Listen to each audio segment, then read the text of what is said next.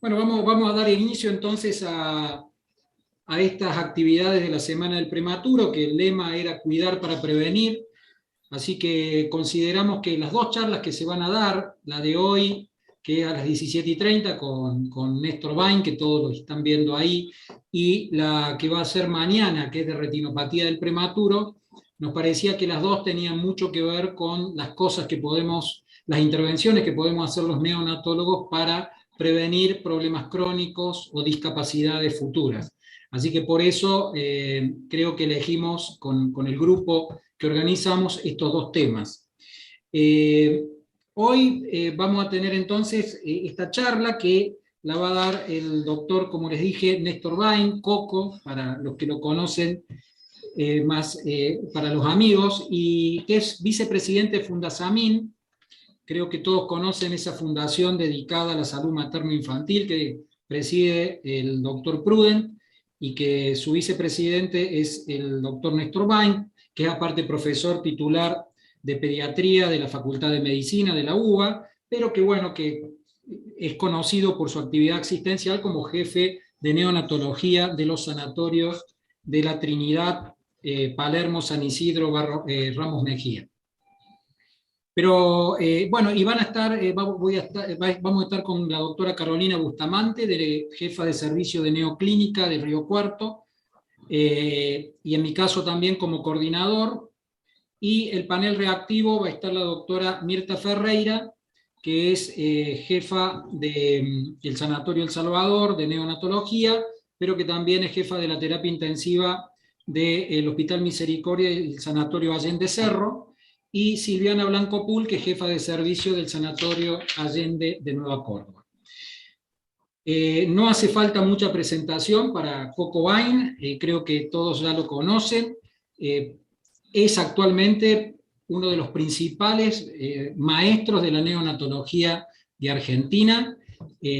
Sobre todo, su conocimiento no es solamente, o su reconocimiento no es solamente en el país, sino en todo Latinoamérica y en muchos lugares del mundo. Él participa de comité editorial de distintas journals internacionales sobre el tema, es invitado a participar en distintas actividades científicas a lo largo del mundo, y en el último tiempo, sobre todo, tiene un sinnúmero de publicaciones hechas a nivel internacional, que creo que bueno, han prestigiado la neonatología argentina, y él ha sido uno de los principales impulsores.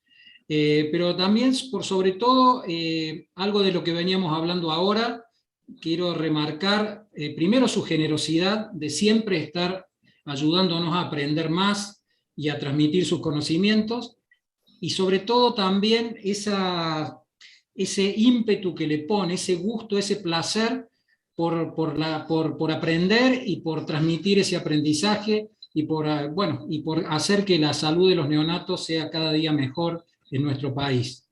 Así que bueno, Coco, te dejo, sé que la charla va a ser muy interesante, creo que es imperdible, yo por suerte la pude escuchar, así que así le dije a todos los que se me acercaban y le quería transmitir que estuvieran presentes hoy. Así que bueno, ¿querés compartir la presentación? Sí, bueno, primero quiero agradecer, muchísimas gracias por tu presentación, Luis, y a todos los organizadores que empezaron desde temprano tratándome súper bien. Primero, un pequeño cambio, digamos, quiero mencionar, porque no quiero que digan que voy a usurpar títulos y honores. En realidad he dejado la vicepresidencia de Fundasamin, por supuesto que sigo colaborando, sigue siendo mi mentor y uno de mis mejores amigos, el doctor Prudent, pero no estoy ejerciendo la vicepresidencia, y con respecto a la titularidad me jubilé, pero sigo teniendo alumnos como titular de pediatría de la Facultad de la UBA, pero para que nadie después diga que usurpé los títulos. Así que, bueno, hoy me toca un tema que me parece siempre importante revisar. Me parece importante revisar porque los que tenemos cierta edad en la neonatología hemos visto como muchísimas cosas van para un lado y después se frena y van para el otro. yo recuerdo situaciones tales como yo ir a hacer la revista de sala a la unidad de neonatología y ser el día 6 o 7 u 8 de un prematuro de 800 gramos y revisarlo, ocultarlo, tenía un soplo y pregunto, ¿pero cómo? ¿Todavía no se cerró el ductus de este chico? ¿Todavía no respondió a la indometacina? ¿Pero cómo? ¿Todavía no se operó? Porque lo operábamos hiper precoz. Y después el otro extremo, de que no se opera nunca. Después por ahí caemos en el medio. Lo que quiero decir con esto es que también en enfermedad pulmonar crónica, en displasia broncopulmonar, hay cosas que han ido y han vuelto y voy a tratar de repasarlas un poco con ustedes. Usé algunos aspectos de la conferencia de un excelente neonatólogo de la Universidad de Pensilvania, el doctor Eric Jensen, del Hospital de Niños de Filadelfia, perdón, y también algunos datos de un seminario de la Vermont Oxford Network y de un trabajo de revisión de él sobre displasia broncopulmonar que recomiendo, de la revista Neo Reviews del año 2019. Bueno, uno piensa lo primero, ¿a quién afecta la displasia broncopulmonar? Y yo diría, más o menos, porque cada serie tiene otros datos, pero aproximadamente la mitad de los chicos de menos de 1000 gramos, según las definiciones, va a tener displasia broncopulmonar y seguramente más del 25% de los chicos menores de 1500 gramos. Después voy a volver a esta cifra y ver si es bueno o malo tener 25% de displasia broncopulmonar en menores de 1500 gramos. No se asusten, no voy a ser de los que dicen que es bueno tener chicos con displasia, pero quiero discutir ese concepto. Esta enfermedad se sabe que se asocia a un aumento de la mortalidad, pero no solamente a eso, sino que muchos de los chicos que sobreviven con displasia broncopulmonar tienen problemas crónicos respiratorios, cardiovasculares, son chiquititos, a veces crecen lento y tienen muchas veces retraso en el neurodesarrollo. Esto también es interesante porque hace 20 años no pensábamos en los chicos de 22, 23, 24 semanas, no nos iba bien. Sin embargo, cambiamos la neonatología para qué chicos asistimos y qué chicos no, pero seguimos usando una definición que tiene más de 20 años y que no se basa en qué es lo que le pasa al chico para definir displasia, sino en cuál es el tratamiento. ¿A quién definimos como que tiene displasia broncopulmonar? Y bueno, la mayoría de nosotros decimos se trata de los chicos que a las 36 semanas están requiriendo oxígeno, ¿no es cierto? Hubo 20.000 definiciones, no vamos a leer todos estos renglones de distintas definiciones, pero lo que sí quiero que miren es cómo en el servicio del doctor Bancalari, antes de que salga esta definición más clásica en el año 2000, ellos miraban para atrás y veían que según la definición habían podido tener 57% de displasia broncopulmonar según alguna definición y 11% según otra definición. De manera que es muy importante ponerse de acuerdo en la definición para que podamos estar hablando todos de lo mismo, porque si no, no vamos a poder evaluar diferentes terapéuticas, etc. Lo más clásico, ustedes conocen bien esto, no voy a entrar tampoco en detalles, pero básicamente casi todos decimos oxígeno a las 36 semanas y después, de acuerdo a cuánto oxígeno está recibiendo el paciente, decimos si se trata de una displasia leve o de una displasia moderada o de una... Perdón, debe haber un micrófono abierto.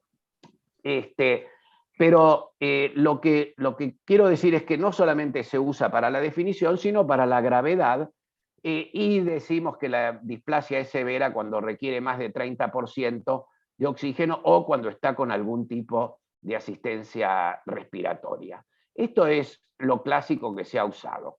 Ahora, este tema de necesita oxígeno, esta necesidad de oxígeno no es lo mismo lo que maneja cualquiera de ustedes en la unidad de ustedes con lo que manejo yo. ¿Es verdaderamente que requiere oxígeno? Entonces yo estoy definiendo que un chico tiene displasia cuando requiere oxígeno, pero no defino qué es requerir oxígeno. Entonces, la verdad es que cuando la doctora Michelle Walsh revisó este tema con el grupo del doctor Fanaroff y otros investigadores decidieron que había que hacerle un desafío a los chicos que estaban en oxígeno. No si estaba en respirador, porque estaba en respirador y oxígeno, seguramente estaba enfermo y tenía displasia broncopulmonar. Pero los que estaban con menos de 30% de oxígeno, le hacían un test de reducción progresiva hasta ponerlo en aire ambiental. Y si cuando llegaba a aire ambiental saturaba entre 88 a 95, lo monitoreaban durante 1 hora en aire. Y si se banca todo ese tiempo con saturaciones de arriba de 88, no tenía displasia. Y si no, si fracasaba, tenía displasia broncopulmonar. O si estaba durante 5 minutos con menos de 88 de saturación. Ahora, la verdad, nosotros no hacemos esto para probar si un chico tiene displasia o no. Lo ves en una canulita, le pones con una gotita de oxígeno, ese es otro tema.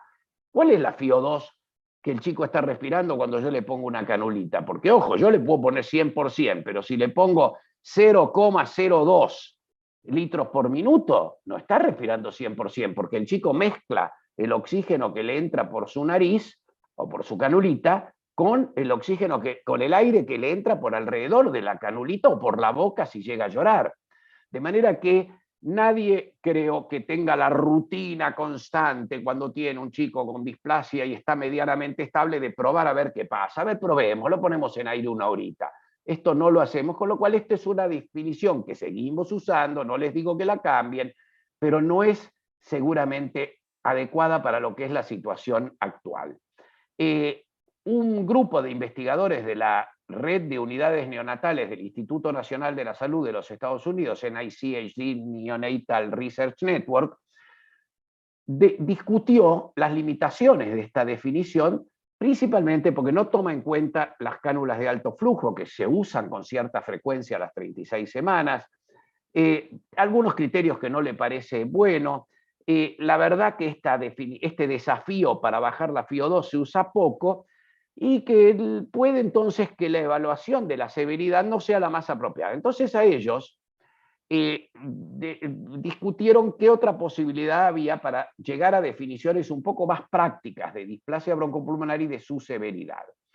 Entonces tomaron 18 definiciones distintas, no vamos a leer todas, predeterminadas, que según ellos podían llegar a definir la gravedad basadas en el nivel de soporte ventilatorio y si el chico estaba o no estaba con oxígeno a las 36 semanas de edad corregida.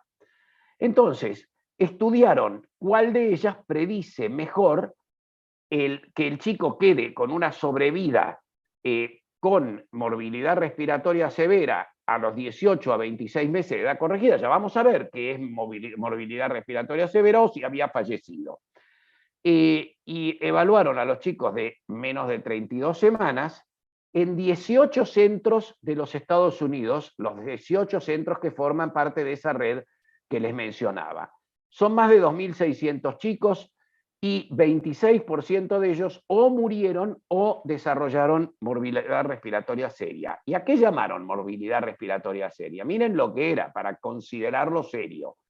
O que estaba traqueotomizado, o que seguía internado después de las 50 semanas de edad corregida, pero por causa respiratoria, que estaba todavía usando oxígeno o soporte de algún tipo, podría ser CPAP, o podría ser ventilación no invasiva, o podría ser cánulas de alto flujo en el seguimiento, o que tenía más de 2 rehospitalizaciones por causa respiratoria antes de los 2 años de vida, de los 2 años posalta. Entonces, si tenía cualquiera de estas 4 cosas, se lo consideraba que teníamos morbilidad respiratoria seria. Y entonces quisieron ver cuáles eran las definiciones de displasia que se asociaban más a esta gravedad. Y entonces, basado en eso, hicieron una definición que ellos consideran la mejor definición posible, y ellos dirían que cuando un paciente a las 36 semanas se las arregla con aire ambiental, no tiene displasia, como ven a la izquierda de esta columna. Cuando está con una cánula nasal con menos de 2 litros por minuto, cualquiera sea la concentración de oxígeno que le estamos dando por la cánula nasal, lo consideraron grado 1. Si la cánula nasal está con más de 2 litros por minuto, o si requiere CPAP o ventilación no invasiva, cualquiera sea la concentración de oxígeno, grado 2, y si está ventilado con un tubo endotraqueal o a través de una traqueotomía, lo consideran grado 3. De manera que cambiaron un poco, y yo creo que lentamente algunos servicios en los países desarrollados están empezando a cambiar la forma de definir la gravedad de la displasia broncopulmonar en la actualidad. Ahora, la temática de esta charla era tratar de ver qué se puede hacer para disminuir la displasia. Y nuevamente, bueno, estos son los muy conocidos factores etiológicos que pueden influir en el desarrollo de displasia broncopulmonar. El principal es el del centro, inmadurez, detención y desarrollo pulmonar y de la alveolización. Pero por supuesto, ustedes saben que la corioamionitis, la inflamación prenatal, todos son conscientes. Nace un chico con una corioamionitis, la madre con una corioamionitis, nace un prematuro a lo mejor de 29 semanas, pesa 1.200 gramos y puede tener una displasia, aunque no haya ni siquiera tenido enfermedad membranal hialina, no tuvo distrés respiratorio inicial, porque como estaba estresado antes de nacer, maduraron los pulmones, pero después desarrolló una displasia porque las infecciones lo predisponen. Y existen muchos otros temas que vamos a ir revisando, seguramente cada uno de estos, para ver cómo la podemos prevenir. Pero quiero insistir, de todos los factores, la asistencia respiratoria, el oxígeno, etcétera, el más importante predisponente de displasia broncopulmonar, lamentablemente, es la inmadurez. No hay discusión de que este es el factor más importante predisponente de la displasia broncopulmonar. Ahora, el chico se pregunta si, miren qué chico, ¿no? Linda la radiografía de la derecha, si este paciente con este grado de inmadurez, nosotros podríamos llegar a hacer algo para evitar la displasia broncopulmonar. Entonces uno se pone a pensar, hace una listita, y si va agregando, es cada vez más larga. Vamos a ver cuál es la verdad de cuánto puede hacer la neonatóloga, el neonatólogo, el equipo de salud, enfermeras, etcétera, para disminuir el riesgo de displasia broncopulmonar. Entonces, primero de todo, el oxígeno es recontraconocido y mucho más terror le tienen los médicos de adultos y los pediatras que hacen terapia pediátrica al oxígeno porque saben que daña los pulmones. Pero bueno, entonces ¿no será mejor dar un poquito menos de oxígeno? Para mí fue una experiencia interesantísima. Acabamos de publicar en la revista American Journal Respiratory Critical Care Medicine. El doctor Mario del Barco se va a enojar porque no le mandé todavía el PDF para que lo circule, pero se lo voy a mandar. Un estudio que hizo básicamente el doctor Jensen, que como digo es un genio en displasia broncopulmonar, del Children de Filadelfia, que tomamos a los chicos que habíamos incluido en el estudio COT, Canadian Oxygen Trial. Y como en ese estudio se había grabado los primeros días de vida, las saturaciones durante varios días, y teníamos catalogado la cantidad de episodios de hipoxemia que habían tenido, y la duración total del tiempo que estaban por debajo de los rangos de saturación deseados, vimos que los episodios de hipoxemia prolongada en la primera semana se asocian con más riesgo de tener displasia en los chicos de menos de 1000, en los chicos bajo peso extremo, pero además esta podría ser la causa por la cual después esos chicos con displasia tienen peor evolución del neurodesarrollo. Entonces, bueno, y si esto pasa así, ¿no será mejor darle un poquito más de oxígeno? Hoy lo escuchábamos en el meeting organizado por el doctor Bancalari a Nelson Claure, mostrando que si uno le da un poquito más de oxígeno, es decir, si lo pone entre 93 y 95 de saturación, en vez de ponerlo entre 90 y 92, el chico tiene menos episodios de hipoxemia. Pero esto tiene un riesgo, porque eso podría aumentar el tiempo que están por arriba de 95 y el riesgo de retinopatía del prematuro. La verdad es que el estudio NEOPROM no es un estudio, en realidad es la unión de 5 estudios muy parecidos, los 3 estudios BOOST, el estudio SUPPORT y el estudio COT, que hicieron al mismo tiempo prácticamente en diferentes países y en diferentes centros, compararon saturaciones de 90-95 versus saturaciones de 85-89 como objetivos, y mostraron que no hubo diferencias en la incidencia de displasia broncopulmonar por usar un poquito más o un poquito menos de oxígeno dentro de esos rangos. De manera que la solución no parece estar por restringir brutalmente el oxígeno, porque eso podría aumentar la muerte o el daño neurológico, y tampoco darle un poco de más no parecería ser demasiado efectivo. Quizás los temas que más nos apasionan a los neonatólogos tienen que ver con los respiradores. Yo creo que todos los médicos jóvenes o médicas jóvenes que escuchan acá deben estar pensando en qué voy a decir yo sobre cómo se debería ventilar a los pacientes con displasia. En realidad estos no son pacientes con displasia, estamos hablando de cómo prevenir.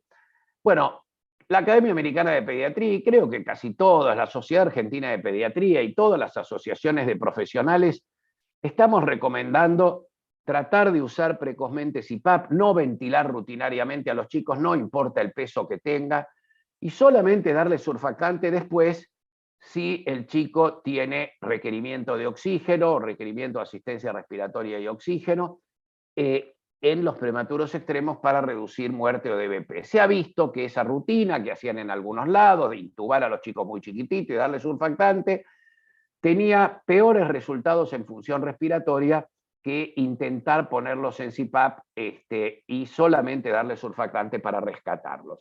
Ahora, si lo tengo que intubar, denle el surfactante enseguida, porque ya se sabe también que el surfactante precoz es mejor que el surfactante tardío. Ahora, ¿qué usamos? Usamos esta nueva moda que son las cánulas de alto flujo. Yo voy a hablar después algo más de esto, pero las cánulas de alto flujo son fantásticas cuando el chico ya está prolongadamente en CPAP, evitas lastimarle la nariz, le das mucho más comodidad a la familia, pero en el momento inicial, en el agudo, nació el chico, tiene dificultad respiratoria, tiene una placa medio blanca, pulmones chiquitos, apenas veo el corazón. En esos chicos funciona mejor la presión positiva continua, si es que podés evitar intubarlo.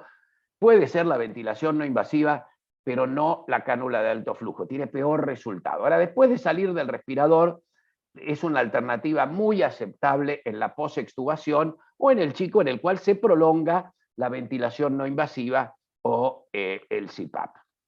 Entonces, estas parecerían ser estrategias ventilatorias que tienen algunas ventajas.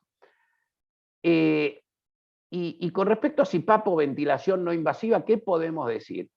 Bueno, se ha visto, hay varios estudios, hay estudios más grandes, más chicos, y hay algunas revisiones Cochrane.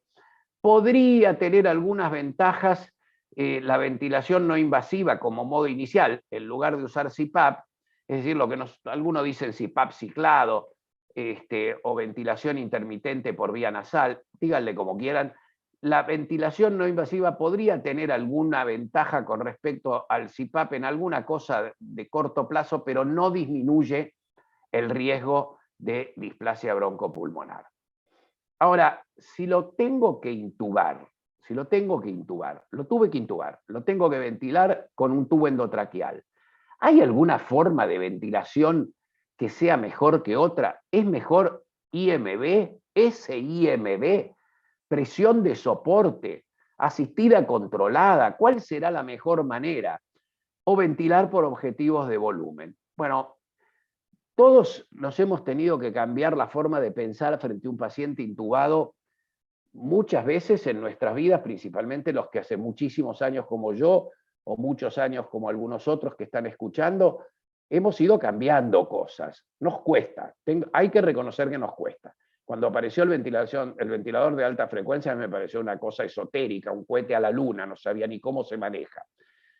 Y lo cambiamos, lo usamos para alguna cosa, pero yo creo que nos está costando a muchos en el mundo, no somos originales los argentinos, nos está costando ir para el lado de la ventilación por volumen, principalmente porque los viejos ventiladores no tenían forma de usar volumen garantizado o ni siquiera objetivos de volumen, pero los respiradores actuales sí lo tienen. Y yo les garantizo, les aseguro, que es difícil el trasplante de cerebro que nos tenemos que hacer, cómo tenemos que pensar distinto al respirador cuando ponemos un chico en volumen garantizado. Pero les aseguro que no puedo asegurarles que va a disminuir la displasia, pero sí les puedo contar que no hay ni un solo trabajo que diga que utilizando volumen garantizado les va peor que utilizando la ventilación limitada por presión como nosotros hacemos habitualmente en nuestras unidades. Principalmente porque el chico, yo le digo al respirador, dale tanto volumen, y el chico decide qué necesita que haga el respirador para entregarle ese volumen. Con lo cual, en cuanto empieza a mejorar, le empieza a decir al respirador, dame menos, dame menos, dame menos. ¿Dame menos qué? Dame menos presión, dame menos tiempo. Y con eso termina sacándose el ventilador más rápido. Parece muy fácil, como lo dije, no es tan fácil. Si fuera tan fácil, todos estaríamos usando volumen garantizado. Pero yo lo que les recomiendo fuertemente a todos ustedes es que si tienen ventiladores que pueden usar esta forma, que la lean, que estudien. Hay un excelente capítulo del doctor Kessler y varias revisiones del doctor Kessler que son casi recetas de cocina, aunque hay que entenderlas, hay que leerlas con atención, pero que nos ayudan a pasar a volumen garantizado y probarlo. Y no hagan la tontería que solemos hacer los brillantes, que es, sí, este chico no anda bien con lo que le estoy usando, sí, entonces lo voy a poner en volumen garantizado. No, usen volumen garantizado en los chicos fáciles, porque ustedes van a tener que hacer una curva de aprendizaje. No le pongas a un chico que tiene 3 meses, que tuvo 23 semanas, que pesó 500 gramos y que tiene una displasia dramática. Si le pones a ese te va a ir mal, porque no vas a saber manejarlo. Prueben en chicos simples, una membrana hialina que uno lo termine intubando, o un chico que está en salida de respirador, pero la curva de aprendizaje lleva tiempo, pero les aseguro que es apasionante aprender a utilizar este modo respiratorio. La ventilación de alta frecuencia le pusimos muchísimas fichas. ¿Y cómo? ¿Cómo no le voy a poner fichas? Si la ventilación convencional empuja gas y retira, no retira, sale solo por expiración pasiva. Pero le meto gas intermitentemente, le meto volumen, le meto presión. Entonces, algo tan maravilloso como la ventilación de alta frecuencia, inflo el pulmón y lo vibro. Casi ni le muevo gas para adentro o para afuera, pequeñísimos volúmenes corrientes. ¿Sí? ¿Eso es mejor? Bueno, no se ha demostrado fehacientemente que vaya a producir un cambio grande en displasia, ni en displasia o muerte, mínimas reducciones, pero un aumento del riesgo de enfisema intersticial y neumotórax. Ojo, alguien me va a decir, ¿cómo, Coco? ¿Qué estás diciendo? Si la ventilación de alta frecuencia se usa cuando el paciente desarrolla una enfisema intersticial o un neumotórax. Sí, para tratarlo. Pero cuando vos comparás los chicos que se ponen de entrada, lo tengo que intubar, a la mitad los pongo en alta frecuencia oscilatoria y a la otra mitad lo pongo en ventilación limitada por presión, tienen más escapes de aire los que pones en alta frecuencia. De manera que es una paradoja, pero es así. De manera que yo diría, es una ventilación, hay gente que le gusta mucho, hay gente que le gusta menos, y una cosa muy importante es usar lo que uno sabe, y lo que uno sabe mejor. Bueno, el otro de los temas es el surfactante.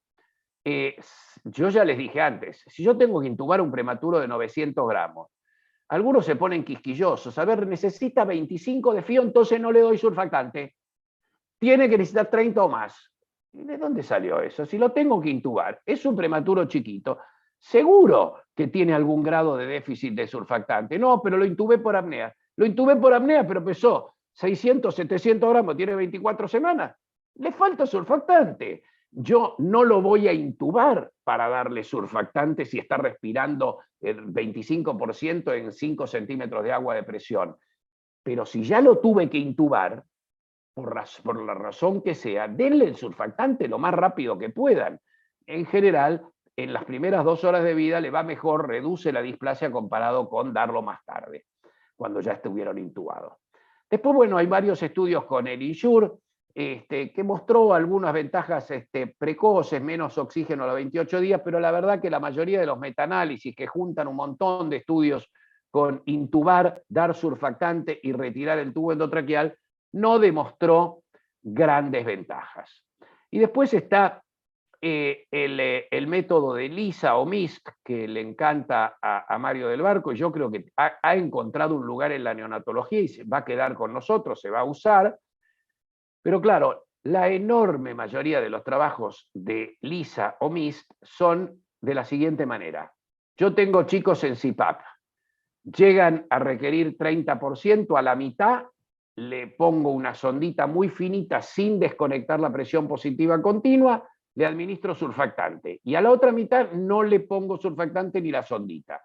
Y esos estudios han mostrado las ventajas de dar el surfactante de esta manera y mejorar el manejo, aunque no han producido una enorme diferencia en displasia, parecen ser útiles. Ahora, es como comparar dar surfactante contra no dar surfactante en pacientes que estaban recibiendo algún tipo de presión positiva continua y aumentaban su requerimiento de oxígeno. De manera que no es a lo mejor la más feliz de las comparaciones. Creo que hay una revisión extraordinaria escrita por Daniele De Luca, un neonatólogo que a pesar de su apellido italiano está en París, y el doctor Bancalari, que se publicó en Seminars este año, que discute este tema intensamente y, digamos, seguramente tiene un efecto parecido al Insure, con la diferencia que no pones un tubo endotraqueal. Pero nadie demostró, comparando estas dos técnicas, o comparando, por ejemplo, con que si yo le tengo que dar surfactante a un prematuro en mi unidad y lo tenía en CPAP, lo intubo, le doy el surfactante y lo pongo en volumen garantizado. Y si lo pongo en volumen garantizado y el chico le mejoraron mucho los pulmones, 3 horas después va a estar con parámetros mínimos, yo lo voy a extubar. De manera que no está mostrado que sea mucho mejor que esto, pero es una técnica que a mucha gente le gusta, la usa muy bien y que a muchísima gente le da buenos resultados y llegó para quedarse. Es otra de las técnicas. Ahora, no nos creamos que es mágica ni esta ni ninguna de las otras. Como ven, si vamos para atrás en mis slides, van a reconocer que hasta ahora no le dije nada mágico. Entonces, el uso, este neonatólogo dice que el uso cada vez más frecuente de apoyo respiratorio no invasivo y los cambios de la administración de surfactante resultaron en una mejoría sustancial de la frecuencia de displasia y de la función pulmonar en la infancia entre los prematuros extremos. ¿Sí? ¿Es verdad? Este es un estudio, justo mencionábamos hace un ratito antes de empezar a dar la conferencia, el doctor Sánchez Luna, es del grupo colaborativo de la Sociedad de Neonatología de España, y ellos hicieron un estudio retrospectivo comparando cómo le fue en 18.000 chicos nacidos en España a los de 23 a 31 semanas entre 2010 y 2014, y lo compararon con 2015 al 2019. En 2015 al 2019 intubaban muchísimos menos en la sala de parto y se usaban muchísimo más técnicas de ventilación no invasiva. Y se encontraron con que no hubo cambios en la sobrevida sin displasia broncopulmonar en el total de los recién nacidos y una mínima modificación entre 23 a 25 semanas. Después de torturar a las estadísticas, dije que encontraron algo bueno, pero la realidad es que no les produjo el uso de ventilación no invasiva más frecuente, no les produjo el cambio que ellos esperaban. Más chocante todavía es el fantástico estudio del ex Doyle de Australia. Los únicos que pueden hacer esto son los australianos, los suecos, esos que tienen datos de todo, tienen datos de cuando naciste hasta cuando tenés 70 años. No sé cómo hacen para ser tan prolijos en sus registros.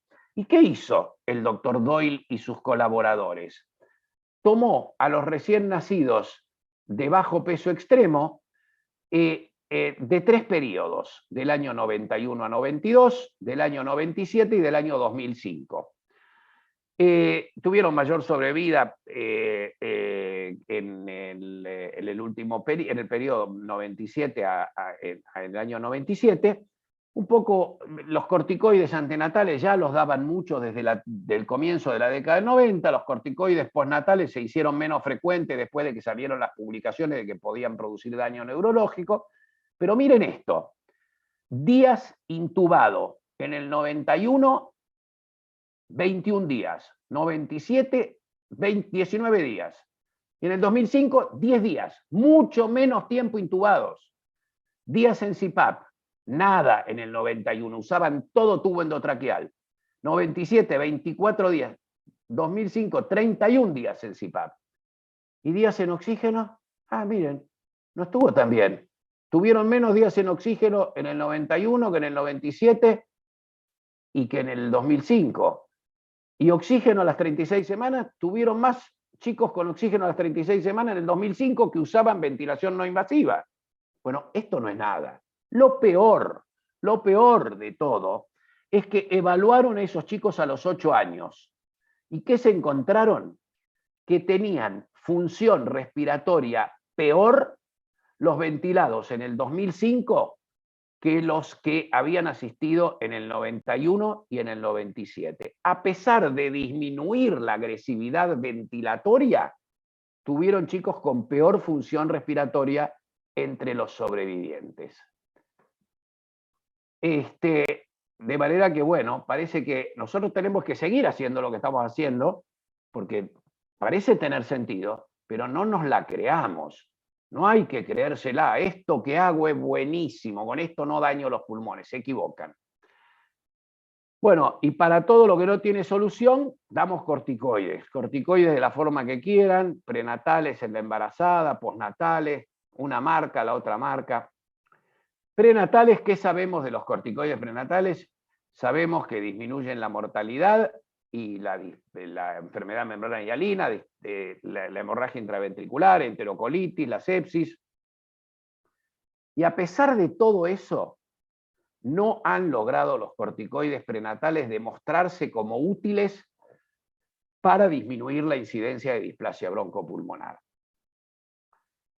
Bueno, y postnatal hemos usado un poco de todo, quizás lo más utilizado por todos ustedes y por mí es la dexametasona. ¿Y cuándo se puede usar? Bueno, se puede usar en la primera semana porque yo quiero que le vaya rápido al chico mejor para poder sacarlo al respirador. Bueno, no. Usada en los primeros 8 días de vida podría reducir la displasia broncopulmonar, pero hay un claro aumento de la perforación intestinal, de la cardiomiopatía hipertrófica y hay a veces sabemos que tiene mayor riesgo de desarrollar trastornos neurosensoriales, se nos complica la presión arterial, se nos complica el manejo de la glucemia.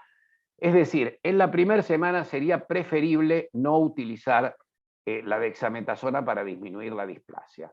Y después de la primera semana, la mayoría de los metaanálisis, que son varios, muestran que la dexametasona disminuye el riesgo de displasia broncopulmonar, aumenta un poco el riesgo de hiperglucemia y de hipertensión arterial.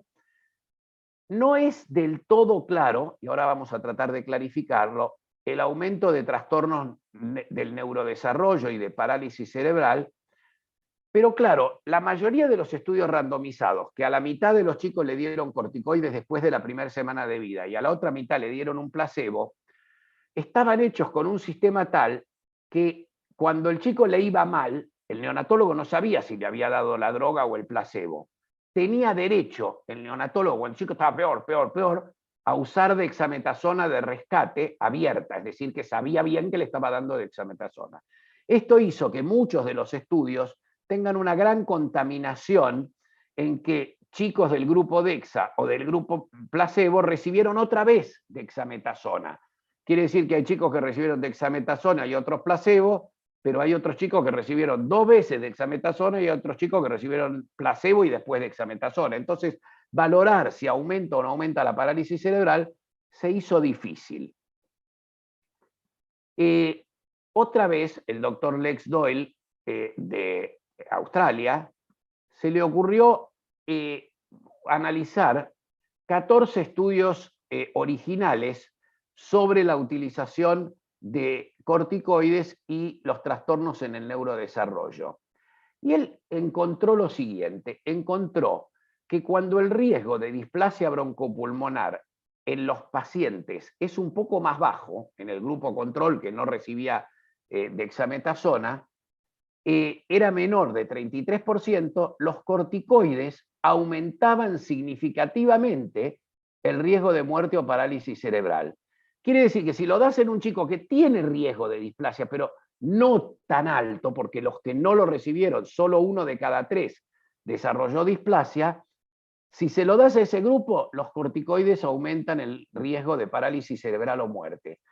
Y cuando el riesgo de displasia es muy alto, más de 60% en el grupo placebo, los corticoides reducen el riesgo de muerte o parálisis cerebral. Y eso se ve bien en este gráfico, donde favorece a dar corticoides en los pacientes solamente en los casos en que la incidencia de displasia en el grupo control sea bajo. Tiene ventajas darlo en el candidato a una displasia que es un chico gravísimo con una patología respiratoria demasiado seria.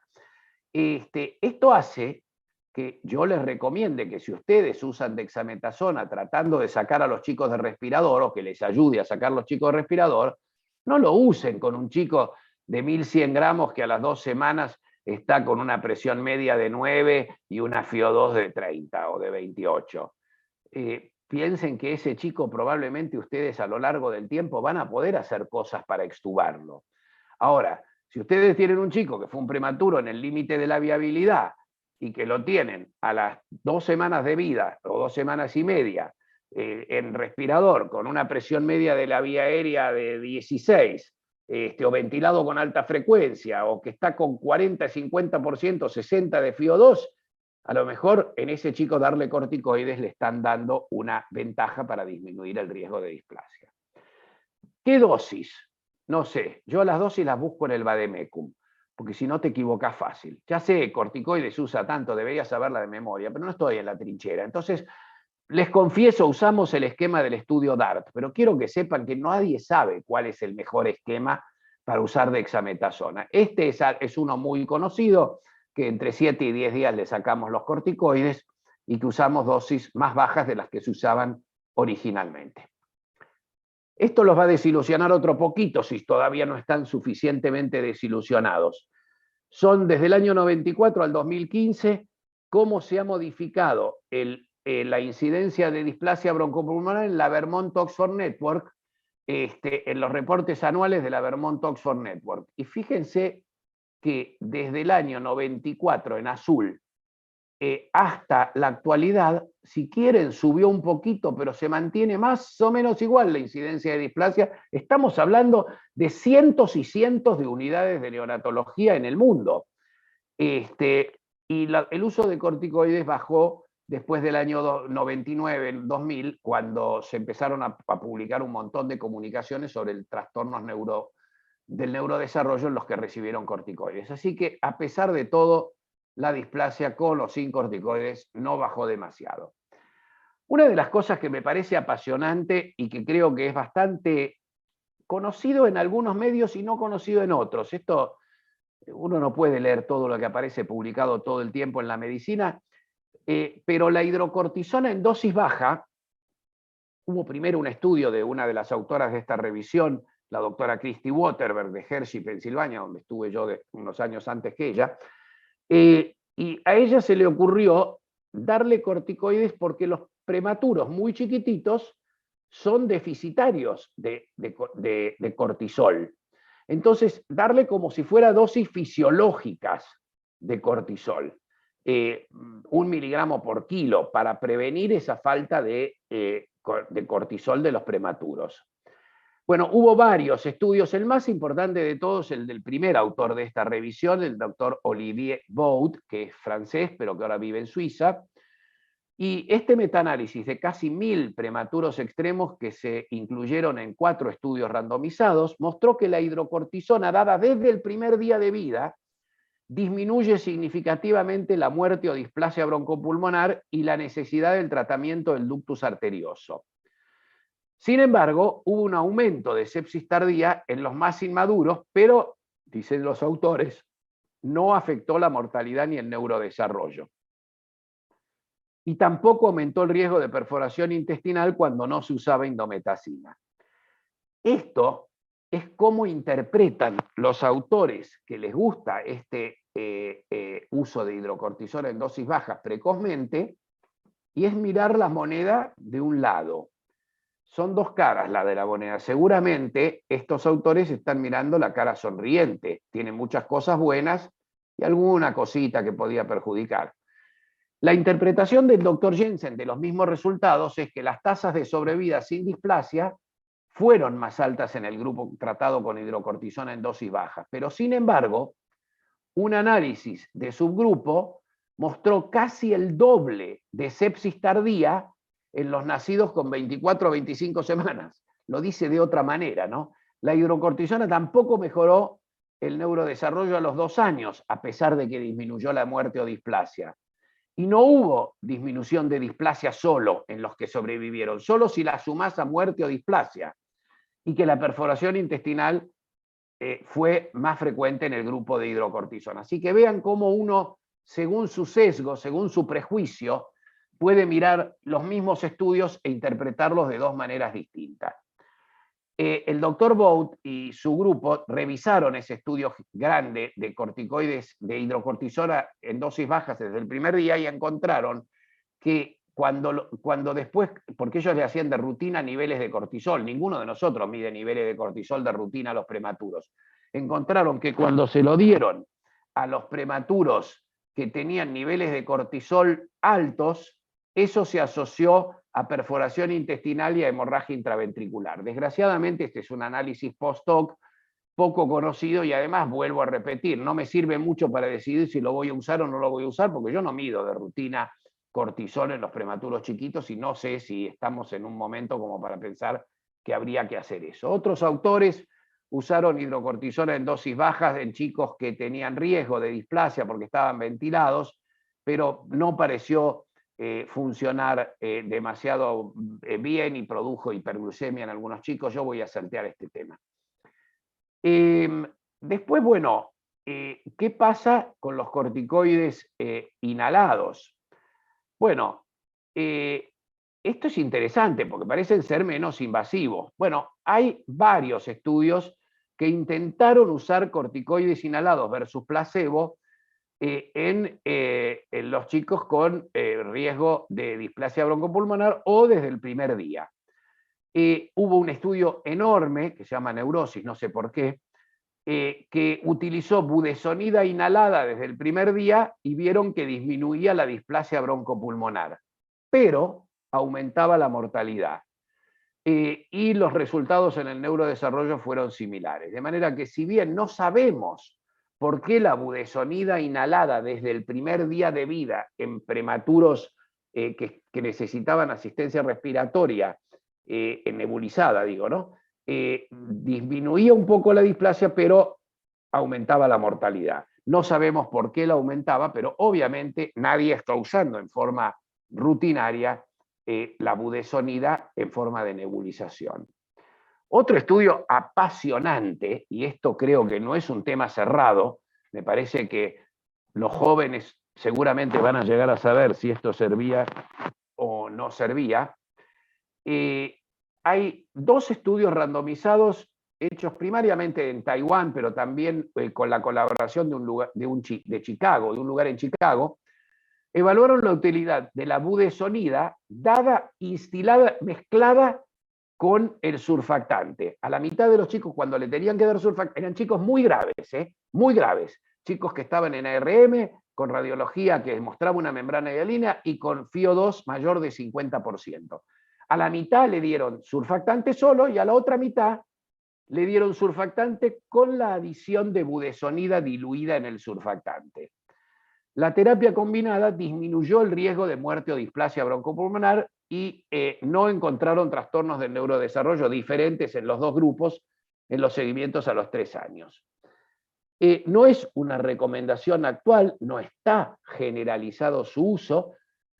Los neonatólogos creo que somos escépticos a lo mejor a estos cambios, pero hay mucha gente interesada en el tema y estoy seguro que van a aparecer más estudios que van a confirmar o descartar esta hipótesis de la administración de budesonida junto a cuando damos el surfactante.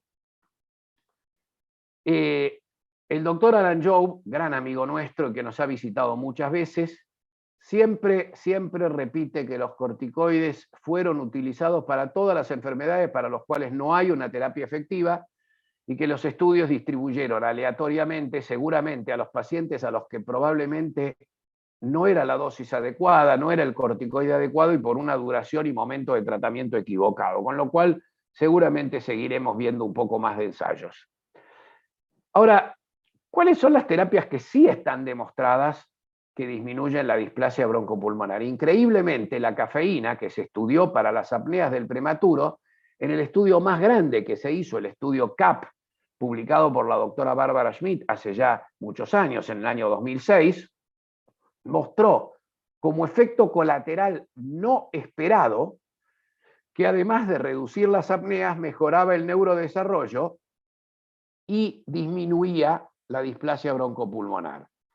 Entonces este chico estaba feliz porque dijo qué bueno que ahora él estaba en el CPAP con este cafecito, por ahí se le puede desenchufar el CPAP que le habían puesto para las apneas y encima por ahí se salva de la displasia broncopulmonar.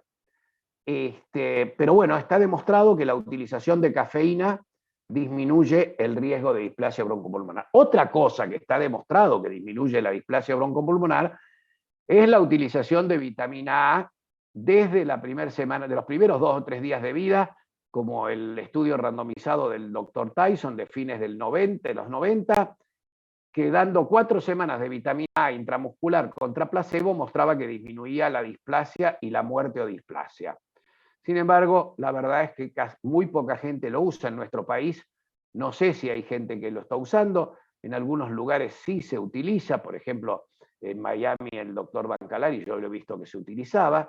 Hubo otros randomizados que dieron algunos resultados similares, otros estudios no mostraron lo mismo.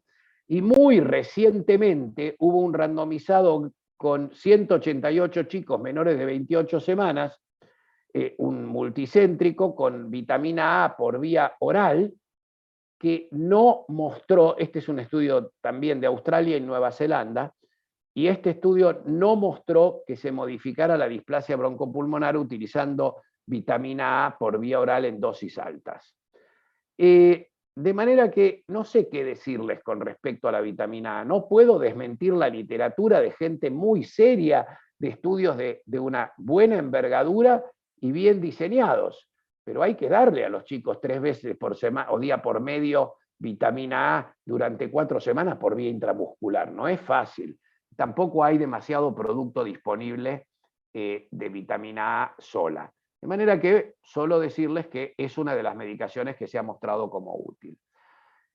Se han discutido otras cosas. Se sabe que el ureaplasma podría aumentar, la presencia de ureaplasma en el líquido amniótico podría aumentar la displasia broncopulmonar, y entonces hay gente que ha utilizado de rutina acitromicina para disminuir el riesgo de que el ureaplasma infecte el pulmón y aumente el riesgo de displasia. Algunos lo han hecho después de cultivos que mostraran que tenía el chico que el líquido amniótico tenía ureaplasma, otros que lo han hecho sin importar si tenía o no tenía ureaplasma, de rutina usar acitromicina, pero no han logrado ser demasiado útiles para producir un impacto significativo.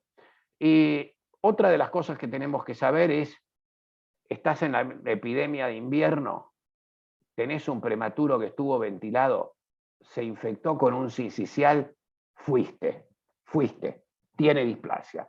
Las infecciones virales agravan muchísimo la función pulmonar y es un cuco al que vale la pena tenerle miedo. Y bueno, también el medio socioeconómico bajo, las dificultades, la convivencia con muchos hermanitos en una misma habitación, etcétera, se ha mostrado que aumenta el riesgo de reinternaciones. Ahora, quiero señalar terapias que no han sido efectivas y quiero ser muy enfático en esto. ¿Quién de ustedes que está en la audiencia no ha escuchado alguna vez decir el ductus aumenta el riesgo de displasia? ¿Es verdad o es mentira que el ductus aumenta el riesgo de displasia? Es verdad, es verdad. Ahora, si yo digo la frase al revés, cuando el chico tiene un ductus, cerrar el ductus disminuye el riesgo de displasia, esto es mentira. ¿Tuviste el ductus? Tenés mayor riesgo de displasia. Tenés un ductus sintomático, un ductus claramente agrandador de la aurícula izquierda, tenés más riesgo de displasia. Pero cerrarlo no ha sido efectivo en disminuir la displasia. Al contrario, si no te anduvo con indometacina, ibuprofeno o paracetamol y no se cerró, y lo operaste, aumentás el riesgo de displasia. La cirugía es muy necesaria en algunos casos. El chico está en insuficiencia cardíaca permanente, ¿qué va a hacer? ¿Lo operás? Yo no digo que no hay que cerrar el ductus. Ojo, yo no estoy diciendo que no hay que cerrar el ductus. Digo, no hay que cerrar el ductus creyendo que con eso disminuís la displasia. La restricción de líquidos, esto es muy interesante, justamente hay toda una discusión de esto. Uno de los exponentes en el meeting de Bancalari que terminó hoy, hablaba de que él no estaba de acuerdo con usar humedad al 80% en los primeros días en los prematuros extremos y que él prefería darle un poco más de líquido porque le podía dar mejor nutrición. No sé quién tiene razón, pero lo que sabemos es que la restricción de líquidos en los primeros días no disminuye la displasia. ¿Y los diuréticos? Los diuréticos no disminuyen la displasia. Pero Coco, si yo te escuché a vos en la sala decir varias veces, che, ponele furosemida. Sí, ponele furosemida si está reteniendo líquidos. Ponele furosemida si retuvo CO2 y le veo el pulmón blanquito y el día anterior lo tenía negrito. Pero le pongo furosemida y se la saco 2 o 3 días después porque la furosemida no trata la displasia, trata la retención de líquidos.